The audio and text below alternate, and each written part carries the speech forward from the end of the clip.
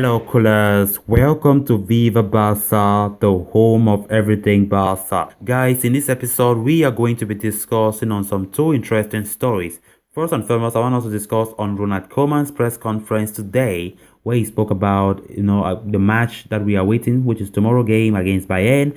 He spoke about Chelsea. He spoke about Coutinho. He spoke about the 8-2 defeat. He spoke about some important things that we need to hear as we move ahead. We are going to be discussing much more on that.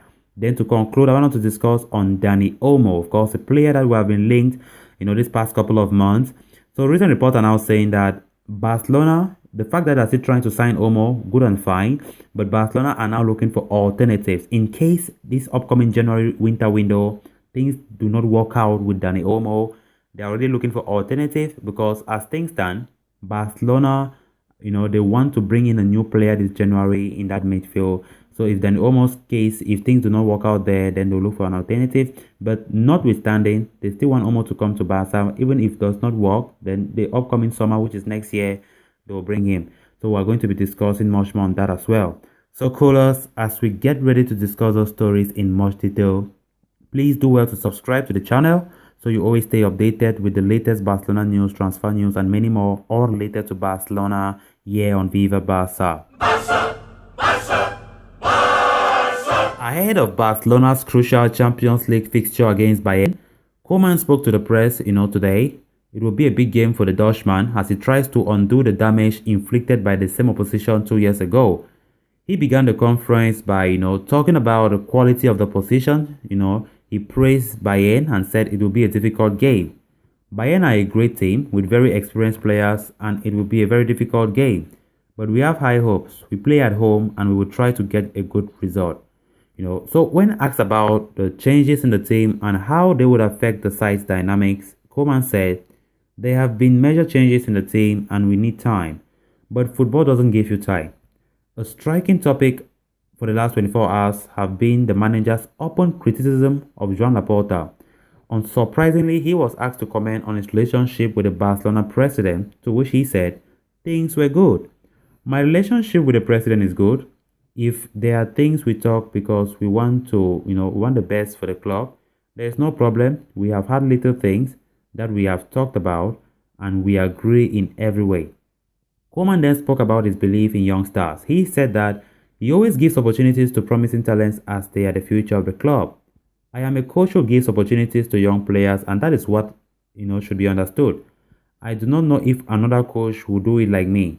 We are improving things and one of them is that I give opportunities to young players because they are the future of the club. The coach also commented on his contract renewal at the club, but he quickly shut down the question saying he did not want to talk about it. It is not true that there are conditions for my renewal and I do not want to talk more about my contract. At the moment, we are not talking about this issue. Any coach at Barcelona has to win games, even if we are changing things. Everyone knows that winning the Champions League is far from probable this season, but the press and the fans wanted to hear it from the coach himself. It is something that cannot be answered. Tomorrow we will be able to draw conclusions against a rival who aspires to the maximum. Chelsea won that last year and surely they were not the favorite. So do we. We cannot make any assumptions. The 8-2 thrashing of Barcelona is still fresh in the minds of many. The coach was asked to comment on the disastrous outings 2 years ago. The 8-2, it's been a little over a year since that. The players suffered a lot that night. We have to prepare for the game and be strong as a team. We can hurt Bayern. He then proceeded to talk about the tactical aspect of the game, saying that losing the ball in dangerous areas is something the host must avoid. If we lose balls in dangerous areas, they can hurt us because they are very dangerous and fast.